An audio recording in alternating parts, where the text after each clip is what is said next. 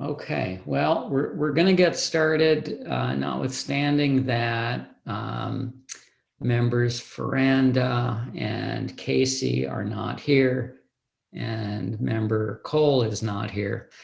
Member Cole is giving a talk this evening at 7:30 to the Jug Tavern on an individual who, from my understanding, escaped from the South during slave times and lived in the Sparta neighborhood, and is going to be talking to the Jug Tavern at its annual meeting about this individual. I'm looking forward to hearing Joyce's talk. There are two items on the agenda for this evening. One is the First Baptist Church. The second is the prospect of generating brochures for prospective, or rather, the prospect of generating brochures for homeowners or property owners of historic properties on utilizing historic rehabilitation tax credits, state and federal. I'll start with the First Baptist Church. There has been an update. Just this past week, I spoke to the what's called the Administrative Council at First Baptist Church. About an hour-long conversation, Wednesday or Thursday of last week. And it was a spirited conversation. It was a good conversation about next steps toward the preservation of the steeple. And I suggested that the very next step should be to obtain, good evening, Trustee Quezada. The very next step should be to obtain an updated condition survey so that we know the condition now in 2021 of the steeple and the scope of work that would be required to restore it, and importantly, a cost estimate for the work that needs to be done. And I conveyed to the Administrative Council that the New York Landmarks Conservancy could potentially award a grant that would pay at least part of the cost for the condition survey, and that it would make sense to reach back out to the architect with whom the Administrative Council had previously worked, Stephen Tilley Architects in Dobbs Ferry, to get a cost estimate of the condition survey. That architectural firm had previously provided some estimates for doing preparatory work, and those estimates were in the range of tens of thousands of dollars. I have not seen the documentation that the Administrative Council was referring to, so I'm not sure exactly what was entailed and what kind of preparatory work was entailed that cost tens of thousands of dollars. But the Administrative Council is concerned about the cost, even of a condition survey. They've got very, very limited funds. They're struggling to pay for basics at the church. But they do understand the significance of the steeple, the dire condition it's in, and they're going to be discussing it further, what to do. They understand that even if they go forward with obtaining a condition survey, paying for it with the assistance of a grant, that's not going to equate to getting the steeple actually restored. That's just a condition survey. And then there'd be the bigger hurdle of raising funds toward the cost of the rehabilitation. So they're considering their options, and they'll let me know one way or another how they'd like to proceed. And I indicated that, the HPC will do what it can to assist, however they decide to move forward. So that's my update on the First Baptist Church. I had an opportunity to review the comprehensive plan or sections of the comprehensive plan that pertain to historic preservation matters. I submitted some comments prior to the deadline a few weeks ago based on my review. But big picture, I was very pleased with the comprehensive plan. I was pleased that historic preservation has a place of prominence in it. And the suggestions I made, I think, are in the nature of minor modifications. One of the ideas contained in the comprehensive plan is the idea that I'm about to talk about, the idea of making brochures available or something available to property owners on utilizing historic rehabilitation tax credits. And I think it's a terrific idea. And I think, making that information available to property owners is something that we should do. Question is how to do it, who's going to do it, what form will it take. I had a thought that I could reach out to an instructor of a historic preservation course that was offered before the pandemic at Westchester Community College. The instructor is a historian based in Orange County, New York, and she's very involved in happenings in the city of Newburgh. She may have been historian for the city of Newburgh, I'm not certain. I'm familiar with her because I work in the city of Newburgh, and because I know people who took the class that she offered at Westchester Community College. And my thought was that it might be worth reaching out to her to see if she might be willing for a fee to generate the brochures, to write the text, maybe to find a designer to partner with. Maybe she can do that on her own. I don't know about, whether she uses design software in her work, but I thought it might be an interesting place to start. Of course, I think we have, sufficient experience and knowledge to take a stab at this ourselves. But I think it would be worthwhile reaching out to someone with some expertise to see if they may be interested in undertaking this project with HPC's oversight.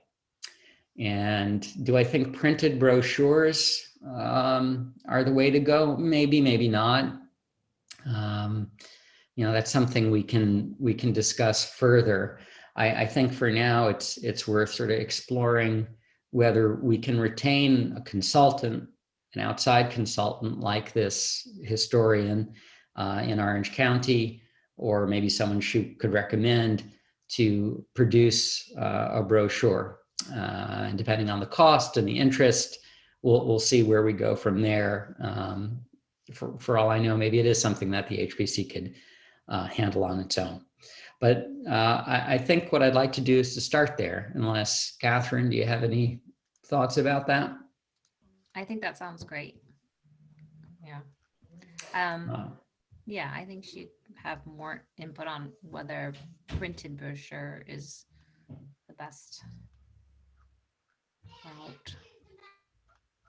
Yeah, I don't know. I mean, one of the ideas that had been floated at some previous meetings was making materials available to new owners of historic properties in the village. I think that may be difficult logistically to achieve. It would, require the HPC to be on notice whenever a historic property, whether it's a home or a commercial property, is acquired, and then that would trigger sending out, welcome to Ossining, and here's a brochure on historic tax credits. I see that as difficult. What I was thinking is I apologize, there is another way to do that, particularly sure. since we have Phil on the committee. you know, get it to the brokers because they can get it to their respective clients. And if someone is buying a home which is either in one of the HADs or is potentially a historic location, uh, this could make that purchaser aware of it. So I think another way to perhaps attack it is to, you know, get the brokers involved and to just make them aware of, you know, these, you know, this particular brochure, and they can, you know, get it to, you know, their folks, you know, someone like Phil, someone like, and I apologize, the name is just left my head, who used to be on our commission, your commission for many years. Eric Schatz. Eric, yeah, that's right. Though that may be another way to sort of look at it, is that those folks could perhaps communicate, you know, both through their own organizations, but also through clients as to, you know, who might be interested in doing that. Because I agree that what often happens is we, meaning building, the assessor generally does not get notice of a change in ownership until they get something from the county clerk's office, and that could take 6-8 weeks. And Right. by that point, you know, things may have happened or whatever, but if you can get them, Oh, boy. you know, before the closing, or at least, you know, as part of the, that the realtor is aware of it, so much the better. I think it's a great idea. I think that's a great idea. You know, it's I think spreading the word to brokers is a way of getting, you know, potential buyers might be scared, even acquire properties, might get them excited about it, or at least, you know, dispel fears that they may have. So I think that's a great idea. Okay. Other thoughts about the comprehensive plan?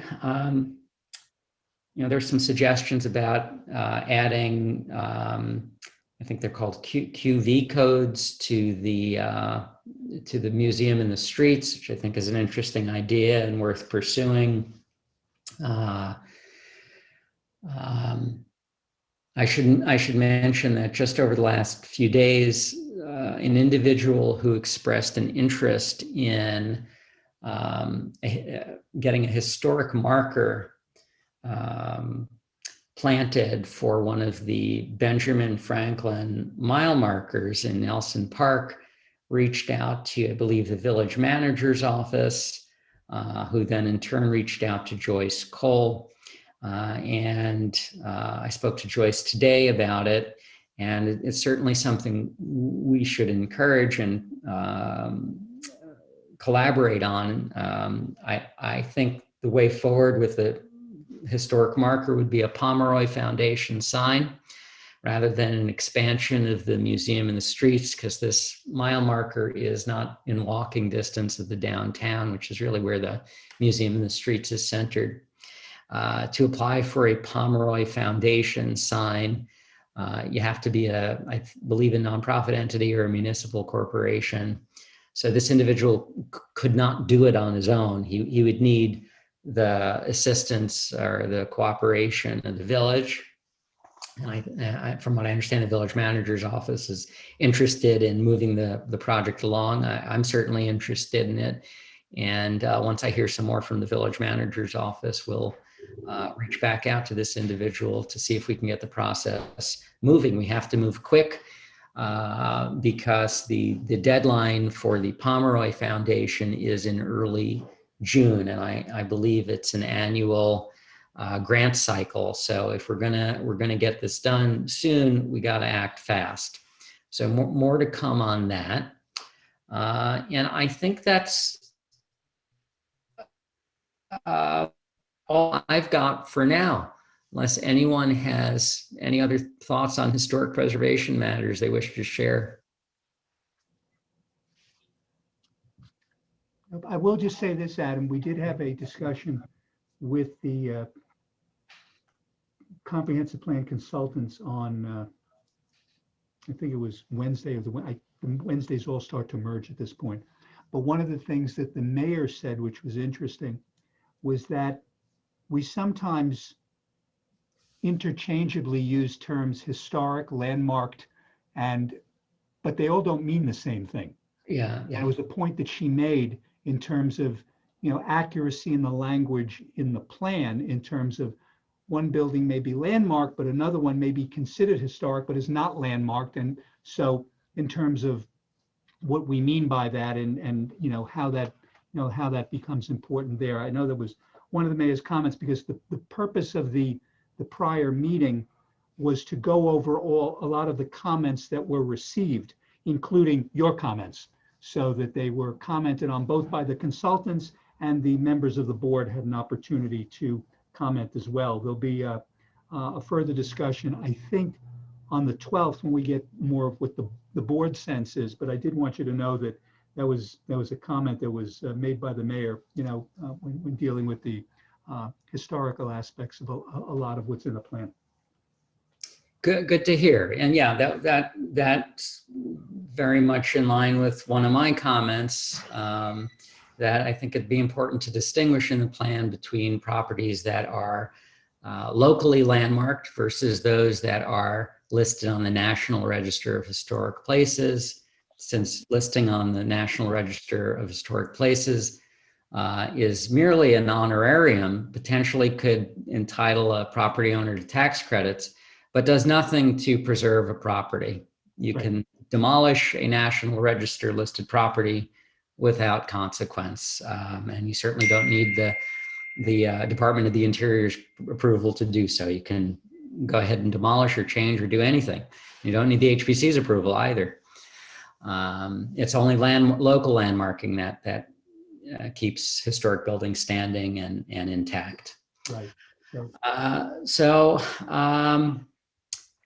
I did have one follow up for you, Stuart. Sure. Whenever you have an opportunity, I did want to mail the owners of the Crotonville School a copy of the winning entry for the high school essay contest. Okay. Whenever you have an opportunity, I'd appreciate if you could forward me their name and address. Sure.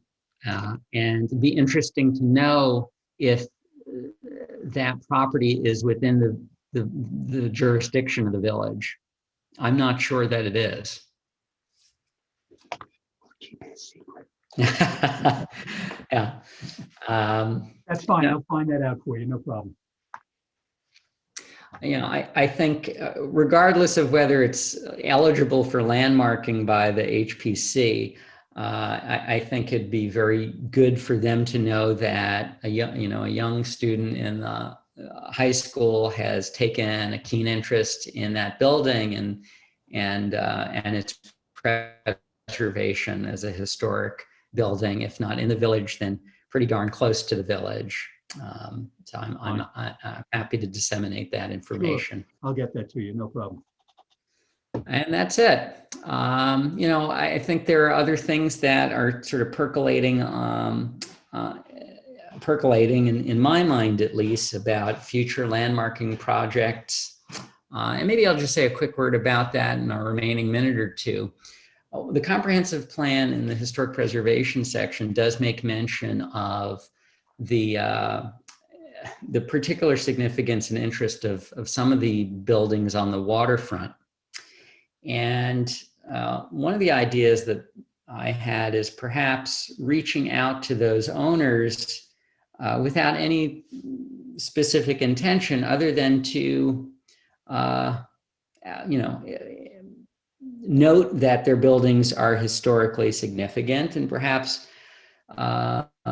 begin a conversation about tax credits, make ourselves available to them if they're interested in rehabilitation, something like that. Maybe that's something we can do in tandem with the development of these informational materials on the tax credits. Was there a specific set of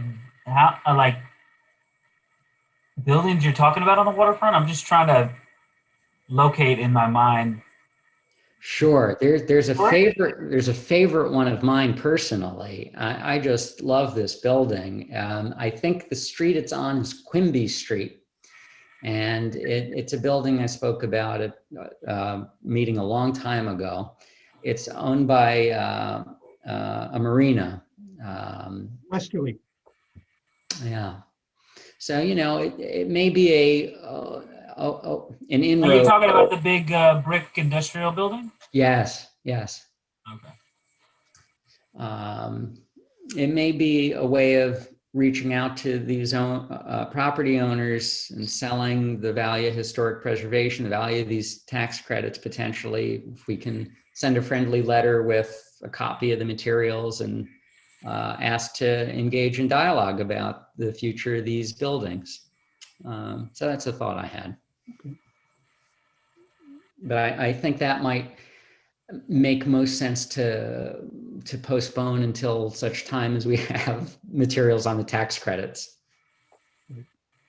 Adam, I see no problem, just to finish up with you. You want to reach out to that person who taught the course at WCC, just to see if there's either she's interested or if she has someone she might recommend, because if that, and then if there's an expense, that's certainly something that can be presented to the board. There is a budget, so but I see no problem in at least reaching out to her to just get an idea of what that might entail.